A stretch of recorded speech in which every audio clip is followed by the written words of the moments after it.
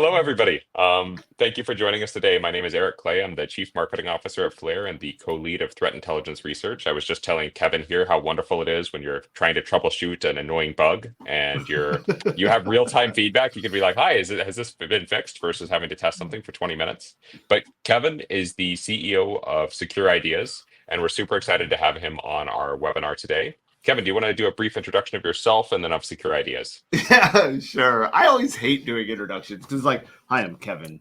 I've been Kevin for a long time. A few years at least. Yeah, 51, almost 52, because I'm old. and so I'm Kevin. My official title is CEO, but we like to joke and say I'm the head nerd. Because I am very nerdy, I think is the right way to phrase that. I got that vibe a little bit in our pre interview discussions. You mean the 7.5 foot tall wearable Chewbacca costume behind I me? appreciated it. I thought that was like the best webinar backdrop ever. So well, the funny part is we had to put him back up today because I took him down for Halloween. So it was like, okay, well, do you leave the blank corner or do you put Chewie back up? Right? no, you should absolutely put him back up. Is this a Secure Ideas Chewbacca or is this a Kevin Johnson Chewbacca? I think Oh, is the this really is a important Kevin question Johnson here. Chewbacca. Okay. Let's be very clear, since we did get a cease and desist from Lucasfilm at one point. I may or may not have had helmets painted with our branding because I thought they were cool. And but yeah, it's my Chewbacca. I belong to a group. We build screen accurate Star Wars costumes and then raise money for charity, visit kids in the hospital and stuff like that. It's the 501st Legion and the Rebel Legion, or is the sister organization. But yeah, okay, I'm Kevin. I've been a nerd for a very long time, been involved in IT for a very long time. About almost 20 years ago, got very involved in cybersecurity and have done some form of cybersecurity assessments, whatever, since. Which brings me to SecureIdeas. Almost 15 years ago, we're in our 15th year, which is crazy because SecureIdeas was an accident. There was. I feel like most of the best companies and startups are accidents like that. That is just the optimal way to start a company. As somebody who started an accidental company, I will agree that the best companies are started accidentally. I may be biased though. We're pretty simple. We're a pen testing company, right? Like we do training, we do assessments, we do all that kind of stuff, but everything that we do is wrapped around adversarial testing somehow. That's where the professionally evil slogan comes from. Yeah. You guys also have great marketing. I say this as somebody who aspires to have marketing like SecureIdeas. It's funny because we actually think the opposite is that our marketing sucks and we're working on it. So I'm happy to hear you like it. Great brand. I mean, professionally evil is a genuinely great brand. So I like funny stories. We met SecureIdeas 3 years ago, 2.5 years ago now at I think B-Sides Augusta, and they had I was initially attracted to their booth because they had these amazing shirts, kind of like the one Kevin has on right now, but even better. It's like pen testing designed Hawaiian shirts. And I was like, I have got to talk to these guys because I really want one of these shirts. And I, to this day, still don't have one of the shirts. One day, I'll get a shirt. But we are fixing that because I thought, didn't we ship you one? I thought we shipped you one of the old ones. This would be something I absolutely would remember. Okay, I will see if we have, because those were done. It was a very, very limited run. What we did was we sold them and then donated all of the money to St. Jude's Children's Hospital.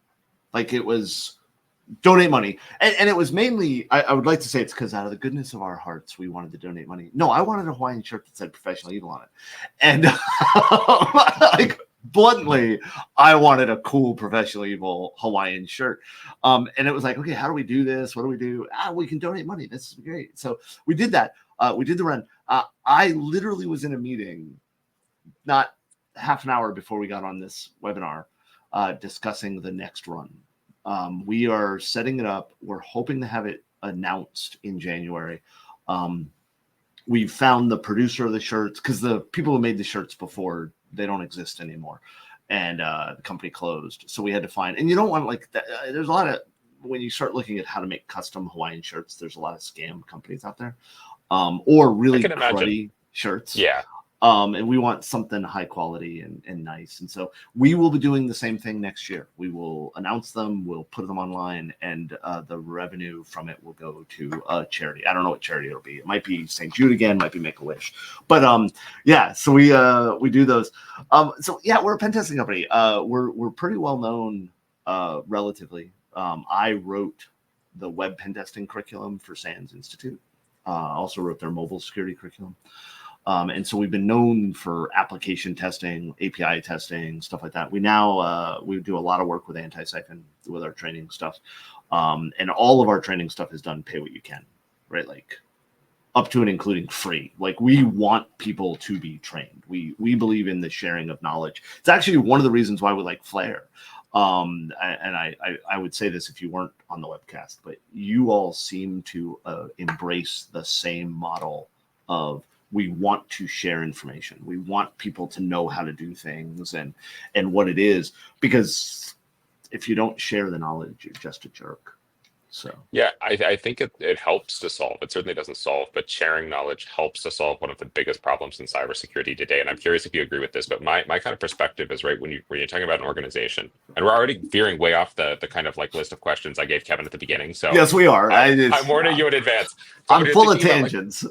When you're thinking about an organization, it has always struck me, cybersecurity is so deep, right? Like you can spend 10 years becoming a complete expert in pen testing or cloud security or all or of these different things. One minute niche. Exactly. Yeah. And it's a real struggle to both recruit the right people and know you recruited the right people, because those are two different things. You can recruit somebody who looks great on paper and then they come in and they don't really know what they're doing, but you don't have the knowledge to evaluate them necessarily. Yeah. And so I don't know if this is but like this strikes me as kind of one of the really fundamental problems that like modern cybersecurity teams broadly is you have a team of 15, 20 people with subject matter experts, but the subjects can go super, super, super deep. And there's challenges around both hiring the right people and then evaluating performance in an effective way. And then also communicating what those people are doing to business stakeholders across the rest of the organization that don't necessarily have any background in technology. Or they have background in technology, but they've grown up with this idea that hacking is bad and right, like, oh man, this is awful.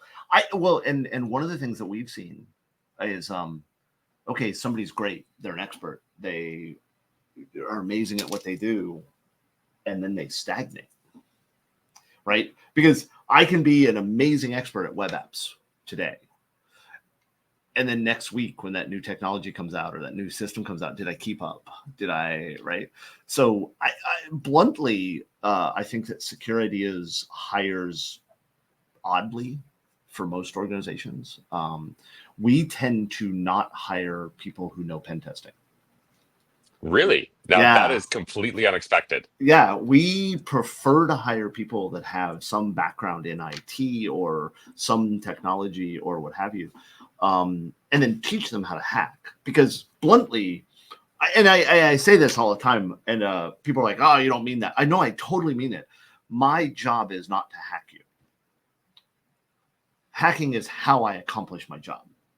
My job is to help you understand what risks you need to prioritize, right? Like, plain and simple. And so, yes, I do that by doing a penetration test and hacking you, but it's actually one of the, and I feel like we set this up. It's got to sound like a setup, but it really is one of the reasons why Flare is such an important part of what we do, right? Because the Flare service doesn't hack people, right? It's not a pen test service, but it helps us actually evaluate the risk of what something is, right? And we can talk about that more in a minute. But so what we do is we actually hire people based on their background, based on their stuff. One of my best pen testers was a chef for 20 years, right? Really? Yeah. One of my principal consultants, who is an amazing expert at just breaking Active Directory. I always joke and say that when he walks into a network, the domain controller just says, "Okay, Eric, here's domain admin rights." It just knows he's going to get it, right? And his degree was in movies. Like he's got like a bachelor's in making movies or something. And but hacking isn't hard. I mean, I'd love to say, oh no, you got to be an expert and it's magic and there's secret sauce, but everybody knows the secret sauce is Thousand Island dressing with a little extra ketchup. Right? Like it's not, actually not that secret. The secret is knowing all of the other stuff around it, like understanding what the system does, why it does that, what the actual risk is. And so, yeah, we hire people based on that. But what we look for, the main thing we look for is drive. And that's all. Like that's not it's not a thing that your AI recruiter machine will tell you about. But what I want to see is somebody who has look, Brittany, right? She's I am familiar with. Yeah. Right. She's our head of sales and marketing, and she's actually a trained pen tester. Really? That actually kind of goes into the same marketing philosophy we have at Flair, where our business development team has Security Plus certifications, and we do regular training of everybody on the marketing team. Yeah. So she went through this program. I don't remember the name of the program. It's like Full Sail or something. I don't know, whatever. And it was a cohort to teach people how to be pen testers. And she wanted to be a pen tester. And that's the route she went. And she finished the program. And when she was looking for a job, she fell into a sales position. And then we hired her as a salesperson. And it changes the way that we present, right? Like, because we don't do any outbound sales. We don't email. We don't cold call. We don't do any of that immoral crap. But when we get on calls with people, having that background helps. And it's the same thing with our pen testers. When you get on a call with, Aaron, he has a background in being an IT manager. And so he can talk about what it meant he understands the risk and the assessment and stuff like that. And, he's good at that. So yeah, I don't know.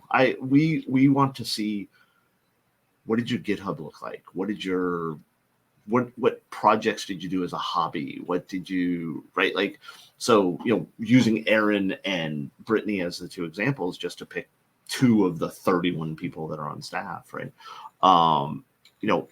Aaron digs deep into costuming and building out. He loves horror movies, and he actually on the side sells like slasher masks and stuff like that right. So he had his busiest time recently. And, when he digs into, I've watched him grow from simple silicone pulls and stuff like that, if you're into costuming or masks making and stuff like that, to really complicated sculpts and paints and stuff like that he's doing. And while that seems so irrelevant to how he does as a pen tester, it shows this drive to learn, this drive to expand, this, right? Yeah, it's almost like you're looking for people who are going to take the right concepts to their job, rather than the people who already have the skills. Because you can teach skills, you can't teach concepts. If somebody's going to come in and be like, I'm going to do every pen test the same way, and because I learned it at this random company I worked for before, that's not the person you want. Right. That absolutely not. We don't want that person. And it's not that we just rule them out, but like if you're a pen tester now and you want to get hired by SecureIdeas, we'll look at your resume, we'll talk to you, we'll interview you. But if you can't show drive or knowledge or some other expansive skill set, not to be rude, might not be the right fit. We're not interested. You don't want to join this culture. We're weird. So diving into pen testing, Kevin, because I think you touched on multiple elements there.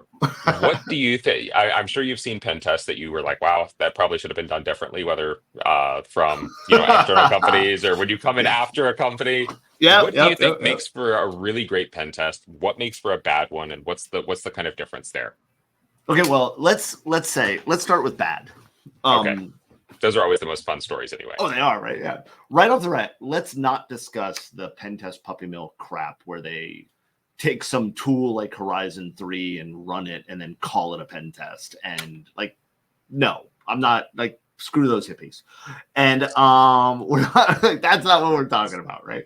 And but I think that the easiest way to know if you've had a bad pen test is, did you understand where you should focus your resources afterwards? Plain and simple, right? Like if you had a pen test done and at the end of the pen test, you're like, man, I don't know what to do with this. you had a bad pen test. Period. Right.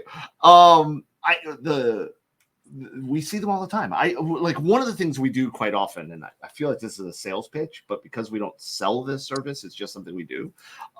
It's not a sales pitch, but we do this for companies very often. We'll sign a non-disclosure agreement. That way they're not disclosing anything they're not supposed to. And then they'll send us the pen test report they had from another company.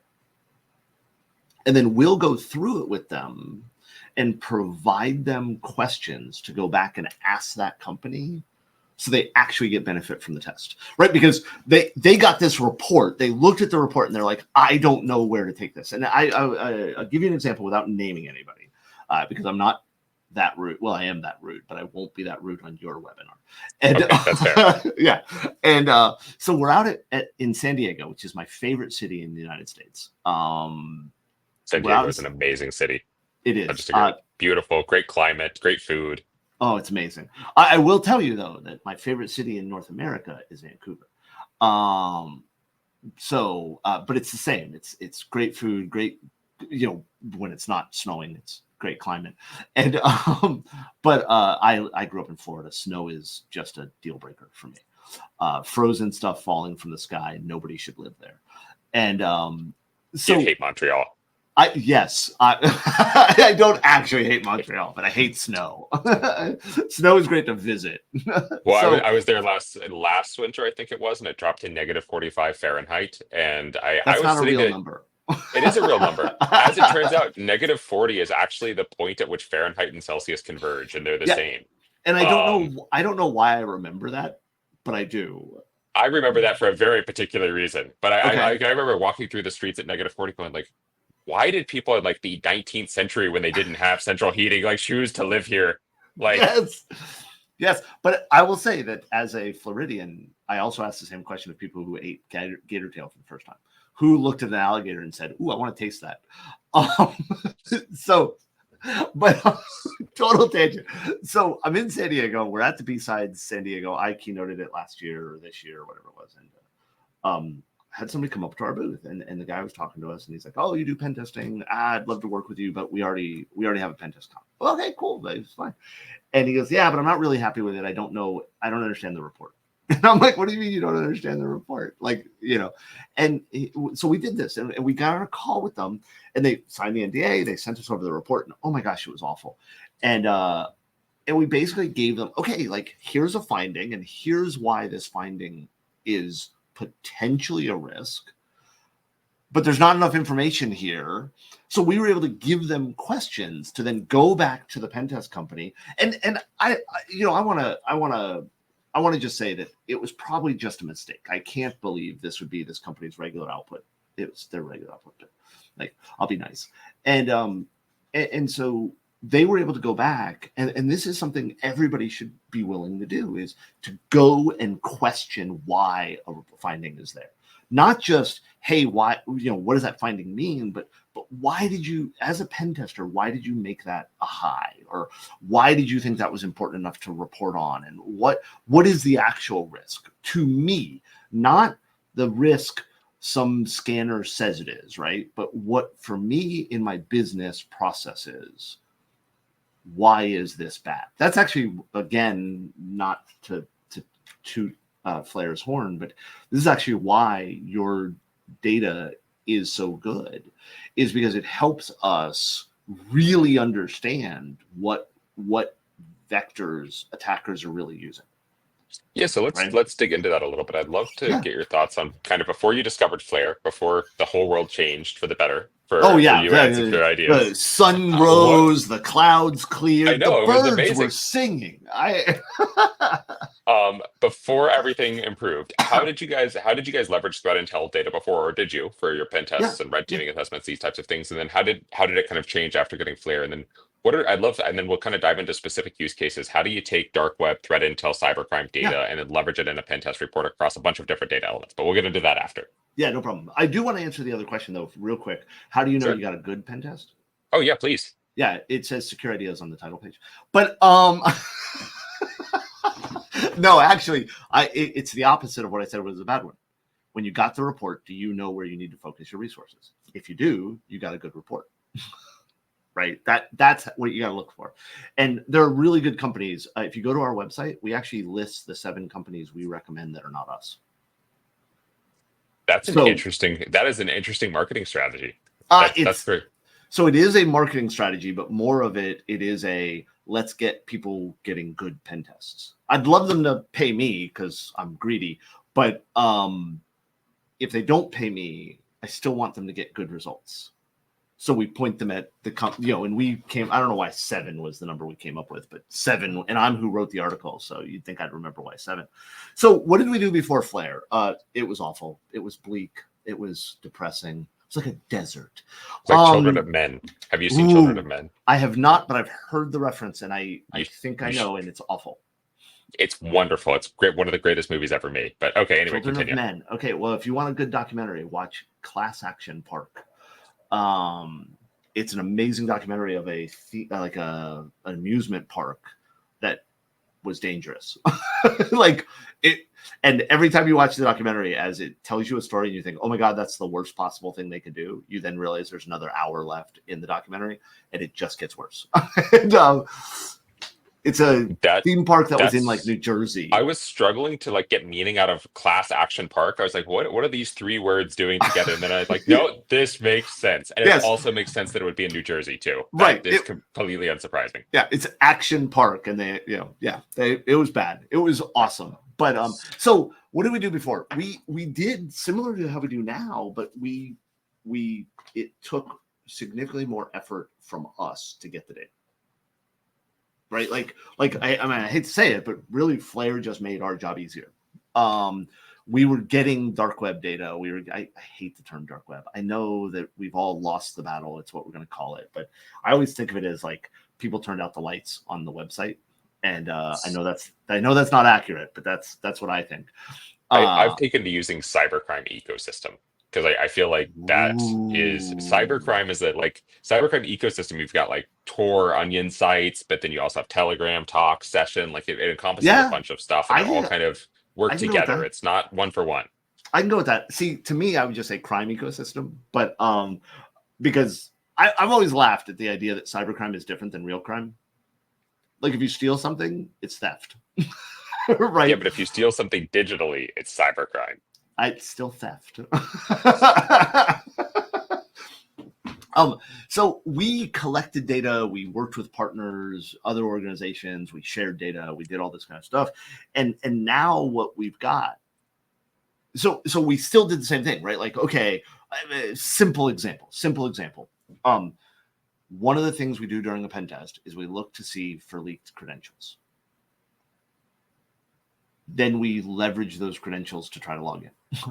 Right? Yeah, makes sense. If your credentials to your bank leaked, there's a chance, pretty good actually, that your bank password is your work password. So Kevin, do you still do pen test yourself as well? Yes. Do you ever like, I'm going to do one for fun? I don't do them for fun because that implies I don't have a contract and I'm just being mean. No. I mean, for like your org, you're the CEO, you got 30 people. Like, I'm sure you don't have to do pen tests if you don't want to. And you're like, I feel like doing a pen test this week. I actually want to hire a CEO so I can go back to being full-time pen tester because I don't like running a company. I miss when I just got to wake up in the morning and hack stuff.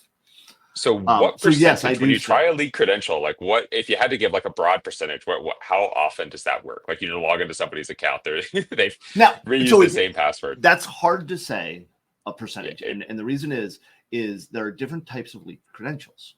So the example I gave was somebody reusing a password. So the credential for their bank leaked and they used the same password over here. But there's another type of credential is where their actual credential for work leaked. Yep. Right. Like, okay. So when it's their actual credential, it's pretty damn high because sadly, especially for Flare's profit margin, not every company is using leaked data. So a lot of companies don't realize that their credentials have leaked.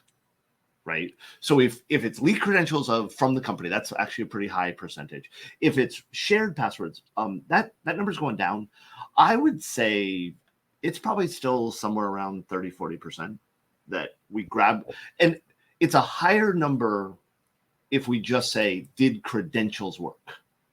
But if we're saying, okay, I grabbed this credential and used it, it's a lower number. Does that make Right, sense? because you've got the Stealer logs from InfoStealer malware, where you have all of their current credentials, Right. session cookies, and all of this stuff, versus like their bank password. So yeah, I was just curious how, I've never done a pen test myself, so I was just curious, if I take somebody's bank password, how often would it work to just like log into their corporate email? Probably pretty. Yeah, it doesn't surprise more me. often than it should.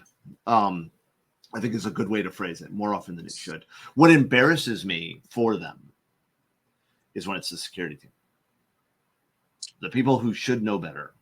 And then it's always bad. Like, okay, Eric, you hire me to do a pen test. You're my point of contact, right? You've scared me now. I don't know if I'm going to hire you to do a pen test. I don't like that answer, but so you hire me to do a pen test. I use a password manager. Everything's randomized. I'm very secure. Do you know how difficult a conversation it is? And I want to be clear for anybody listening, Eric, this did not happen with Eric. I'm using Eric as the example. Thank you, Kevin. Right. Just clarifying. But do you know how difficult a conversation it is to say, hey, Eric, man, your password's leaked and your password sucks, and I logged in using your bank password at work. What are you, an idiot? Really? You know what I mean? Like and we don't say that last sentence out loud, but it is often thought. Like it's a difficult conversation because it's like, hey, person, you made this mistake, which is awful, and I feel bad for you, and you are the victim. Like, don't get me wrong, right? Like, I'm not trying to victim shame here. But we have to tell them, like, hey, this is out there. We logged in. We were able to do stuff. So that's actually pretty high. What we do a lot of is there's other data, like the password log. That's not the right phrase, whatever. That's actually one of the least, it's the easiest example to give, but the least impactful. Relatively, really, that's surprising. That's the opposite of what I would have thought. Well, and I think that I think you think that way. I think I said that right. Whatever. And I think you think that way because it's such a simple example. And I don't. That sounds like I called you simple-minded. I didn't. No, I got the idea. But okay, yes, good. It's the most obvious. Good. It's the most direct, right? Like right. It's I get the credentials, I can log into the account. I logged in. I'm in. Yes, absolutely. What I find is the data. The other data points, the things that are put into GitHub, the files the attackers steal and then share and that we get access to, right? Because it gives us visibility into what the organization cares about. It gives us visibility into how the organization's internal structure, whether that's IT or whether that's just business structure is. And then leveraging that, this goes back to the idea that the pen test isn't, the benefit of the pen test is not that I hacked you. The benefit is I get to help you understand risk and prioritization. And so by getting all of this data about the systems that the attackers are talking about, the data the attackers are stealing, getting that information helps us understand where the risks actually are. And so we're able to leverage that. So one of the things we get, right, is, and this sounds so dumb, but it sounds so dumb because it's the piece of data. I often find when I train people how to do pen tests that they forget to test the registration of a web app. Like when you create the account, there are vulnerabilities in that creation that we can exploit. And those are actually tend to be higher risk because the user hasn't authenticated yet. But if I can deal with stuff, right? Like things like that. We see the same thing with, do you know one of the best parts of Flare? I know many great parts of Flare, but please, I would love to hear your best part of Flare. The identifier discovery. That is the first time I've ever actually heard anybody tell me that. That's interesting. I put a domain name in. I'm going to give it an example, right? I put a domain name in. We should definitely do an example. Yeah, I put a domain name in. And you come back and say, hey, here are 37 subdomains we found in various ways for that domain. It's actually why I've asked repeatedly, and I want to be clear, that sounded like a complaint. One of the things I love about our partnership with Flare is the number of times that we say, man, it'd be really nice if Flare did this. And like 3 days later, we get a notification, hey, Flare's got a new feature. And you guys are awesome at that. One of the things that I want from Flare, and I know you guys are it's in the list, right? Like that's why I say this is not a complaint. Is the ability for me to say, here's a domain name, and you come back and say, here are 5,000 identifiers we identified. Recommend. Right? Yes. Yeah. I like here this is, and you've got some of that in there already.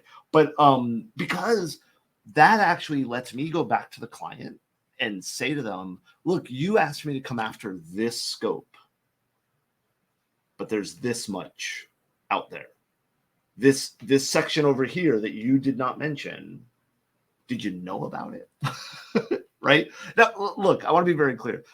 There's lots of data inside of Flare. You obviously know that, that we use. And we joked about it in the pre-discussion that you were like, well, what data do you use? And I'm like, what data don't we use? Like everything in Flare we use in some way, even if it's just to provide us information on what the organization is doing, right? And what the attackers are doing. But the identifier thing, actually, it's so dumb, but it helps, because there's lots of ways to find those. Yeah, just having the nice, fast, automated. Here's the subdomains. Here's the subdomain subdomains done. Discovery. Yeah, Yeah. and then of course going out and saying, because let's go back to credentials, right? Credentials for subdomains, because those subdomains quite often host other applications. That application, I broke in and really, really caused problems for a hospital. Obviously, meaning, right, like if we had been a bad person, we would have, there would have been problems. Through the on-call schedule for the nurses. Interesting. So they had a public-facing web app. You did the credential replay attack, got directly in. Right. No 2FA, I imagine. Yep. No, they did not. And that application had a remote command execution that allowed me to run commands on the server, and the server was inside their data center, and I was able to pivot, right? And Flare's identifier listing is what found that subdomain. That is really interesting. When you know, because going to the wow, that's just such an interesting attack path. Going to the broad kind of like pen testing with dark web data. So we talked credentials and stealer logs. How do you use some of the other dark web data? So Telegram data. So for context, Flare monitors like 8,000 cybercrime Telegram channels right now, or dark web forum data.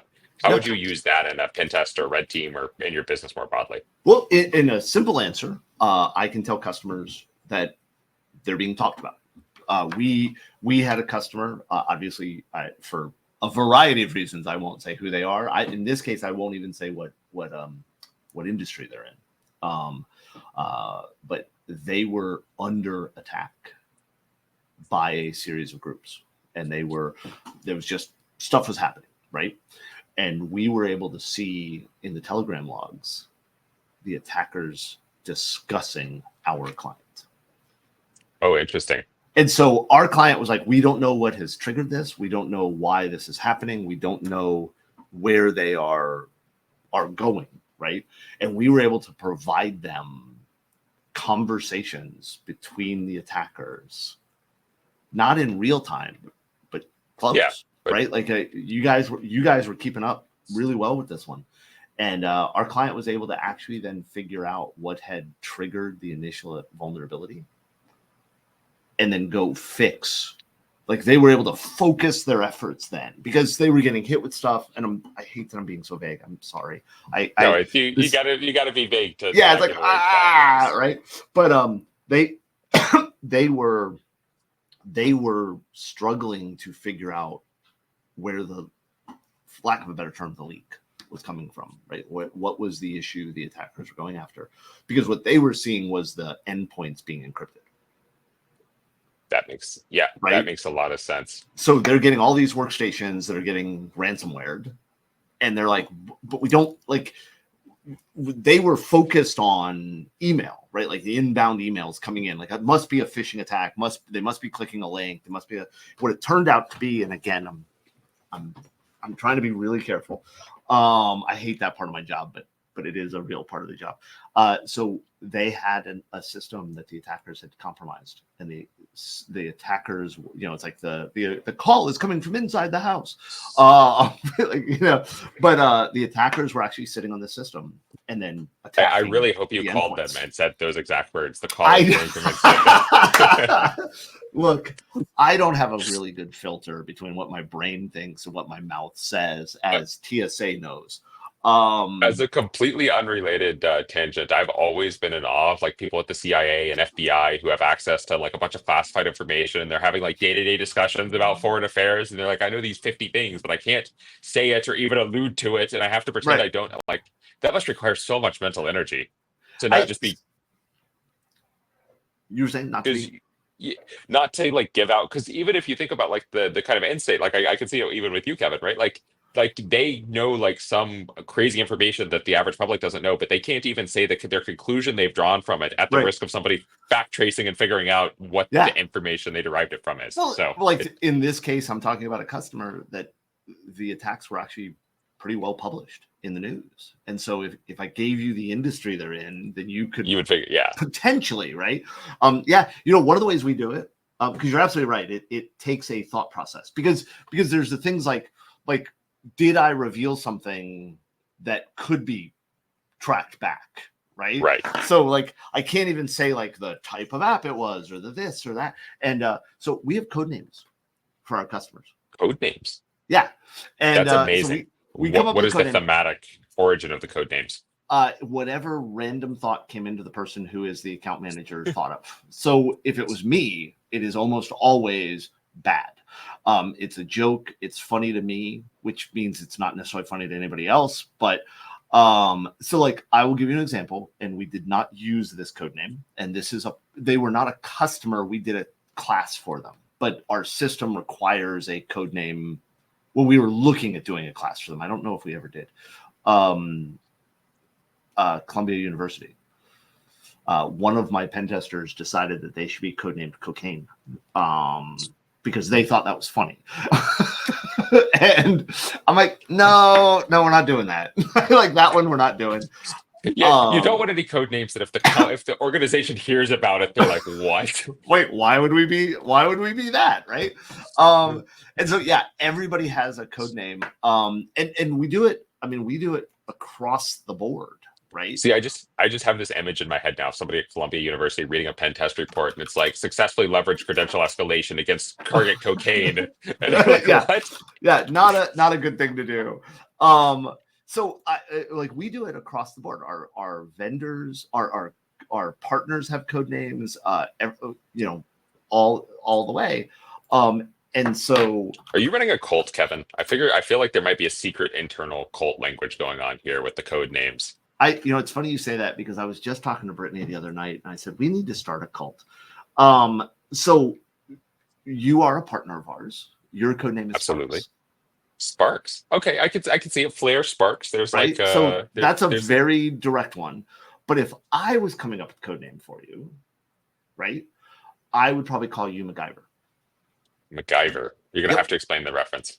Yeah, so MacGyver is a TV show from like I think the 90s where you gave him a paperclip and a piece of bubble gum and he created a nuclear weapon or something. He was able to get out of everything with and in my head, when I think of the MacGyver TV show, for some reason flare guns are what I think of. And so you guys would be flare gun, MacGyver. It works. Yeah. But that the people inside the company complain when I come up with code names because they don't know why. It's always some random weird thoughts I had. And, it's a thought process, so they can't necessarily trace it back. Right. Like, of course that's MacGyver. Why would you think otherwise? And I wish we could talk about some of the code names because some of them are fun. We have a shared customer that you guys just did a training for yesterday that their code name is a Star Wars reference for a dumb reason. And obviously, wait, you like Star Wars, Kevin? No, I know, it's so weird. Who would know? So Yeah, it's fun. The stuff we get out of you guys really helps. The pen testers are able to use it. I mean, obviously, there's the we when we do a pen test, we give a customer a snapshot of the dark web so they get an idea of what's out there about them Yep. and things like that. But really, the pen testers in the red teaming exercises, in that, even in our security assessments, which are a cooperative exercise, being able to say to the customer, bad people are having this information about you is out there. It's funny. One of the things we found when we first signed up for Flare, and obviously we still see it all the time because we're still using Flare, we monitor SecureIdeas through Flare, right? Makes sense. Right. Yeah. The problem is we do a lot of open source stuff. Like we're a very big believer as an organization, and mainly because Jason and I, the two owners of the company, are believers of this personally, is in open source, in sharing, and in like I often say, we always joke, the phrase is always, we stand on the shoulder of giants, right? Like somebody has to acknowledge, I did not create the things I'm doing. I'm using, somebody came before me and I'm using their stuff. I believe there's a second half to that saying that is very, very important. We are standing on the shoulders of giants, and we are the shoulders somebody else will stand upon. Like, that makes sense. Yeah. Most people who think about it, you hear it all the time. Like somebody gets on stage and they're announcing a tool or they're talking about a technique and they're like, oh yeah, I'm standing on the shoulders of giants and blah, blah, blah. And it's like, but do you realize that you are the next set of shoulders? Because if you don't consider that, if you don't think about the impact you're going to put forward, you're missing out. You're not doing the right thing. And so we do a lot of open source stuff. We do, I joke about secret sauce. We don't have any, right? Like, because we publish everything. If we come up with a tool, we release it. If we come up with a technique, we release it. And so because of that, the vast majority of stuff we get out of Flare about SecureIdeas are attackers talking about the tools and techniques we've released that they're using in attacks. That does not surprise me at all. Right? Flare actually shows us how bad it is that we release stuff. It's interesting to me because there's 2 points here. First, I do want to touch back on the Telegram stuff because Telegram is really interesting as a data source. Yes. Sorry, I'm totally like 180ing the conversation. It's okay. That's what we do. We found the same thing. We found a major breach that had happened that had made the news. And we looked up the actor name who was responsible for it. And I'm not going to disclose it because we gave it all over to law enforcement. Yes, absolutely. Yeah. But and we saw a 3-month history of these actors talking about having access to this company before the breach had actually happened. And obviously we didn't know it at the time, or we would have won the company. Because when you have 8,000 Telegram channels, you have millions of messages a day. So a little bit's of finding the needle in the haystack or doing kind of a reverse investigation where you know the end result and you want to figure out how it happened. But Telegram as a source is really interesting just because some channels you have 2,000 threat actors in. You're not going to get a lot of valuable stuff out of that. Some channels you have 14 threat actors in and they're all talking about having access to something. And that's where there can be really interesting value. Yeah. The other thing I wanted to ask you, Kevin, and by the way, for anybody in the audience, if you want to put any questions for Kevin or me, but mostly Kevin, in the chat, please feel free to. Throw me under the bus. Yeah, absolutely. If it's a really hard question, give it to Kevin. If it's like an easy softball, give it to me. It's perfect. Kevin, so you've worked with probably thousands of companies at this point across every industry and sector imaginable. What are some of the kind of big takeaways you have from doing this, from like a security standpoint, from what you see companies doing well, what you see companies doing poorly, what you think of the security? I'm asking a super broad question, and you can choose to answer it in any way you want. Yes, sailboat. That is my answer. I'll let you guys figure out what I mean. But you said I could answer it any way I wanted to. I did say you could answer it any way you wanted to. And you got a code name. So we all suck. Everybody's baby is ugly. And we need to get better. But that's depressing. I think the biggest takeaway I have from because you're right, we deal with lots and lots of different organizations every day. We're blessed with the idea that we we are engaged in lots of different things, from very, very small organizations, mom and pop shops, to to small startups, to huge multinational businesses and banks and stuff like that. It's weird. I always get a kick out of when I'm driving down the road and I see a billboard for one of our customers, or like I'm on watching a show and there's an ad for one of our customers. I always get a kick out of it. Like it's a little like, haha, I know them. And but I think the biggest takeaway I have is that you're not alone, even though it feels like you are. We talk to a lot of people that, and a common refrain we get, because nobody has enough budget, nobody has enough resources, everybody is struggling with how much can we do with what we have.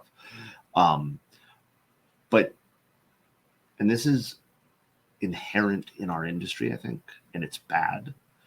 We don't share our tribulations, I think is the right way to put that. Right? Like we share success. It's the social media issue, right? Yeah. Like I'm on vacation, right? Like I'm going to Disney World tomorrow, and I'm excited about going to Disney. I literally am, yes. And I'm excited about going to Disney World. I'm going to share that I went to Disney World, and I'm going to post pictures and look at the cool food I got and the ride I rode, and blah blah blah blah blah, whatever, right? And the flip side of it is, when I took the trash out Monday night and, got garbage water on my hands, I didn't share that. I didn't share the bad stuff that happened. And that's a stupid bad example, but let's go with it. Life That's is a pretty good example. That sounds terrible. I know, right? Yeah, I was miserable. And I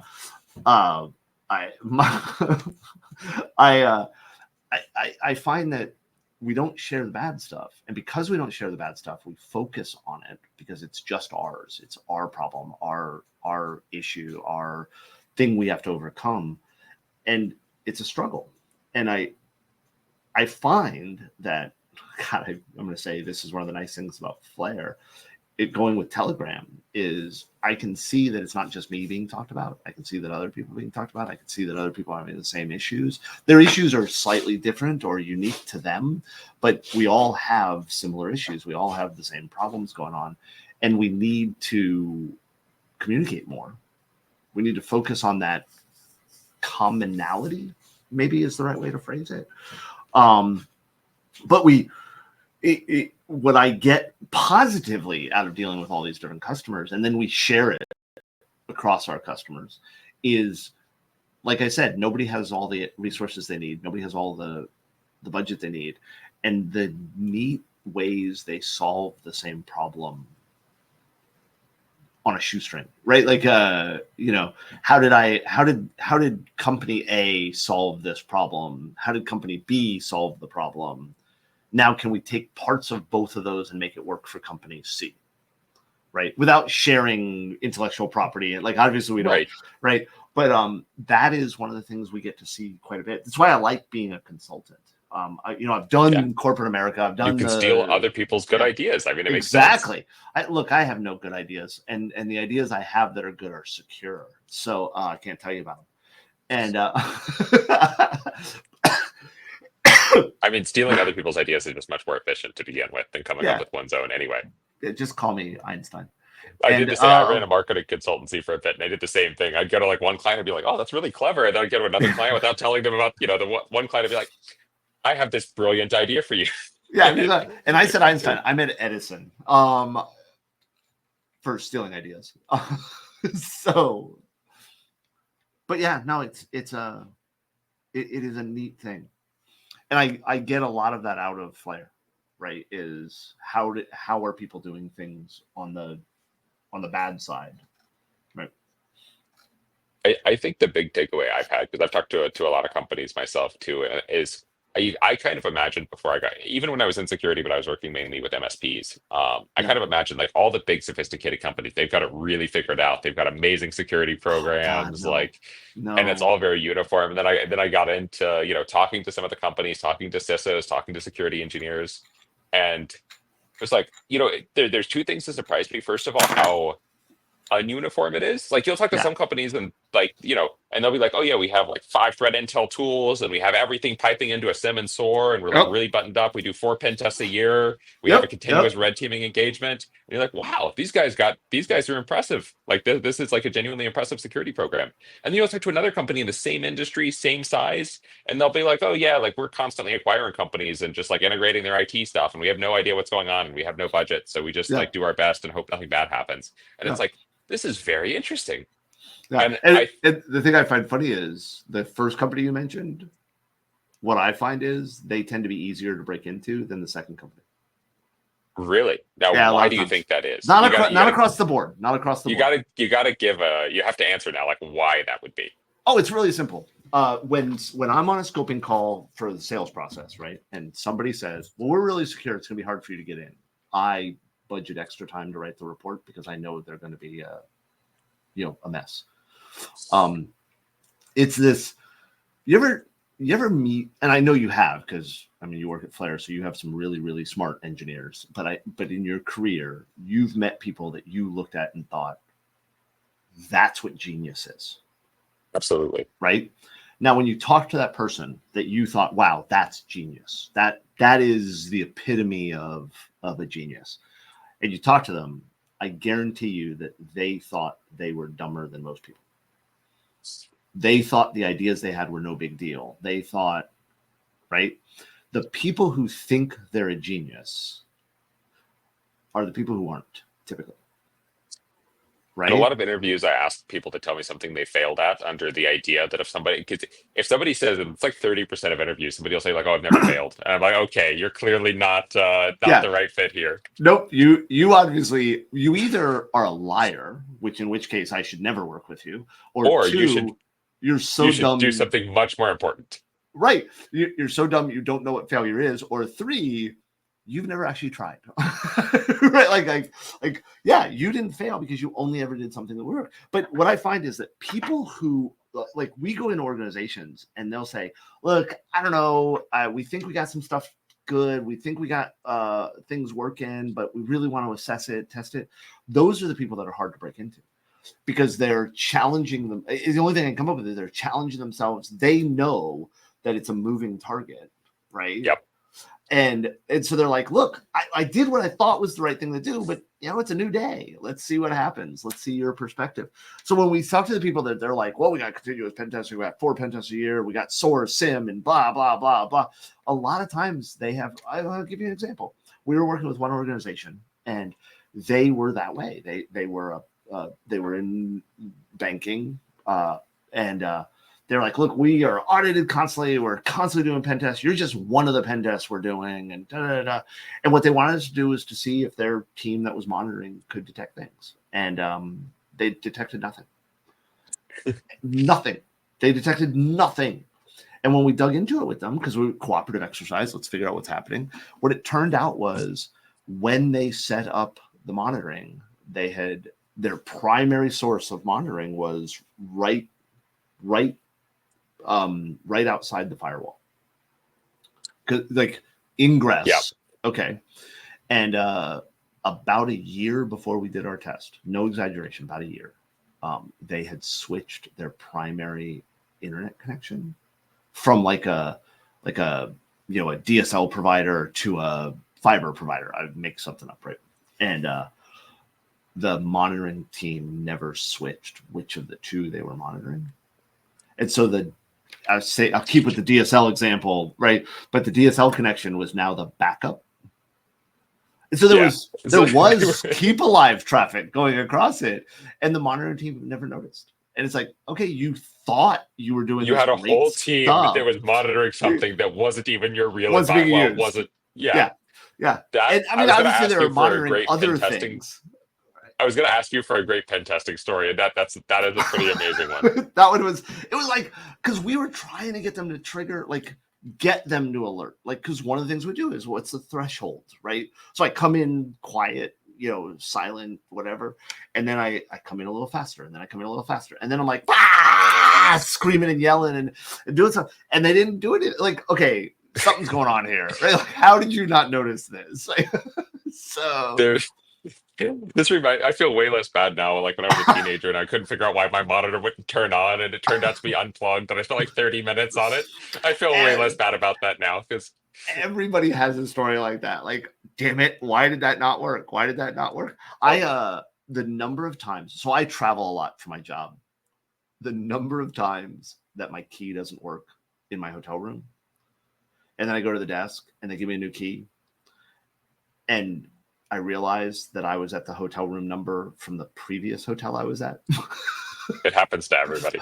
Always, right? Because I'll go, like, I'll travel this week and then I'll come home for a couple days and I'll travel next week. And I finally learned I leave my hotel room key in the room when I leave. When I check out, I don't Yeah. carry the key downstairs. And the reason is I would regularly carry the key downstairs, keep it in my wallet, get to the next hotel and pull the wrong key out. Right? Because I'm staying at a Marriott.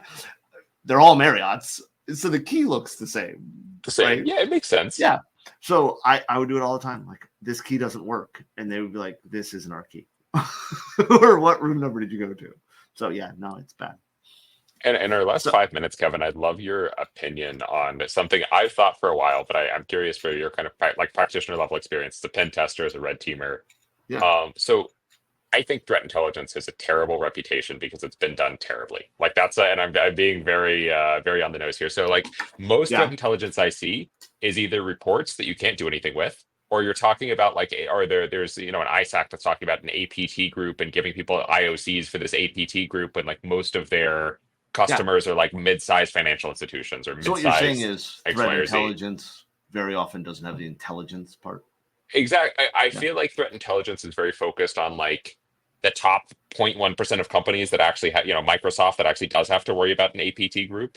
Yeah. It leads security teams to over rotate and focus on these like statistically very negligible threats. Like, sure, it's possible an APT group breaks into the community bank of Wisconsin, but is it Yeah. likely? Yeah. There's a difference between those two. And then they end up missing, like, oh yeah, like somebody got infected with infostealer malware, and like some kid used the credentials to do a session, to log directly Yeah. into. And that's been my kind of, because when you talk to security teams, they'll often tell you threat intel low value, we don't get anything out of it, etc. And then you ask them like, well, why is that? And they're like, oh, well, we get all these reports, but we can't do anything with them. And it's like, okay, well, maybe threat intel should be about the tactics that most actors are using to break into Yeah. organizations, and the operational data that most actors are using to break into organizations, rather than like, here's Yeah. scattered spider and their IOCs and go integrate these into your security program, Community Bank of Wichita. I would argue that, well, one, I agree 100%. I would argue that that's most of InfoSec. We focus on the cool stuff, right? Like Yeah. that's neat. Like, have you been to DEF CON and listened to the talks?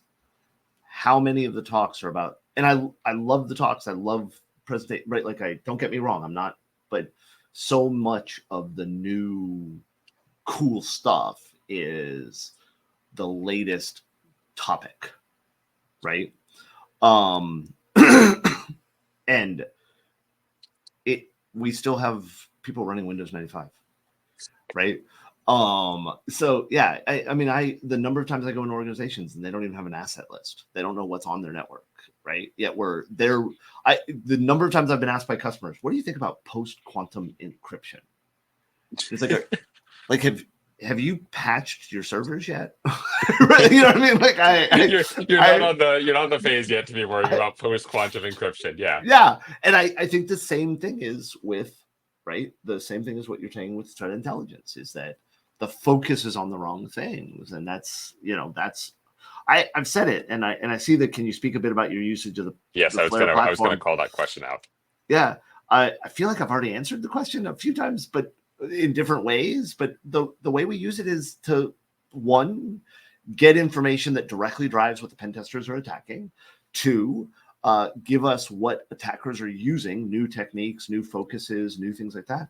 But primarily to better understand what risks are real, right? And that's why what threat intelligence should focus on is, what are the real threats to that organization, right? And sales pitchy maybe, but that's one of the nice things about Flare is that Flare allows the user to determine what things they should focus on based on the data they get. Right. We talked about the identifiers and being able to, here's the recommended identifiers. Okay, that's not something I'm worried about. That, like, maybe it's a system I have no control over. It's a third party, but it's subdomained as one of mine. Maybe it's an IP address I used to have and not anymore, or whatever. I can actually focus on the real risks. So. All right. Well, thank you for the question, Victor. Kevin, thank you so much for joining me today. It was a great conversation. We'll I definitely enjoyed have it. you back. Thank you. And yeah, thank you to our audience. Have a great day, everybody.